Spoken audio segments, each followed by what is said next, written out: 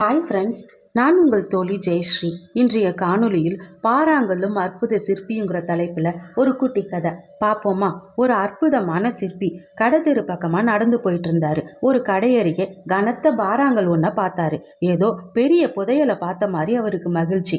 அந்த கடைக்கிட்ட போய் அந்த கடைக்காரர்கிட்ட, ஐயா, இந்த கல்லை நான் எடுத்துக்கலாமா, இல்லை உங்களுக்கு தேவையான்னு கேட்டாரு. அந்த கடைக்காரு, தாராளமாக எடுத்துட்டு போங்க, என் கடைக்கு எதுக்கு இது இடைஞ்சலா கிடக்குதுன்னு சொன்னாரு. அந்த பாறாங்கல்லை உருட்டி எடுத்துட்டு போன அந்த சிற்பி அதை செதுக்கி அற்புதமான கடவுள் சிலையை ஒன்று உருவாக்குனாரு. அந்த சிலை கடை தெருவுக்கு விலைக்கு வந்துச்சு.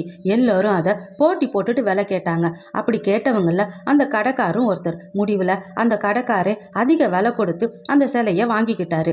ரொம்ப நாள் கழிச்சு அந்த சிற்பியை அவர் பார்க்கறதால அவருக்கு அடையாளம் தெரியல. அவர்கிட்ட போய் அந்த கடைக்காரரு, இந்த சிலைக்குரிய கல்லை எங்கேருந்து எடுத்தீங்கன்னு கேட்டாரு. அந்த சிற்பி சிரிச்சுக்கிட்டே, 6 மாசத்துக்கு முன்னாடி இடையூறா உங்க கடைக்கு முன்னாடி கிடந்துச்சுன்னு உங்ககிட்ட கேட்டு நான் எடுத்துட்டு போனேன் இல்லையா, அதுதான் இந்த கல் அப்படின்னாரு. அந்த கடைக்காரு ரொம்ப ஆச்சரியப்பட்டு போனாரு. ஐயா, உங்களுக்கு இடையூறா தெரிஞ்ச இந்த கல் என் கண்ணுக்கு இதுக்குள்ள கடவுள் இருக்கிற மாதிரி தெரிஞ்சிச்சு. நான் இந்த கல்லை எடுத்துட்டு போய் தேவையில்லாத பகுதியெல்லாம் வெட்டி எடுத்து கடவுளை வெளியில கொண்டு வந்தேன்னு சொன்னாரு. இந்த மாதிரி தான் தேவையில்லாத நம்ம வாழ்க்கையிலேருந்து எடுத்துட்டா கூட நாமளும் மதிப்பு மிக்க மனுஷனா ரொம்ப நல்லபடியா வாழலாம். இந்த கதை பிடிச்சிருந்துச்சுன்னா லைக் பண்ணுங்க, ஷேர் பண்ணுங்க, சப்ஸ்கிரைப் பண்ணுங்க. நன்றி நண்பர்களே.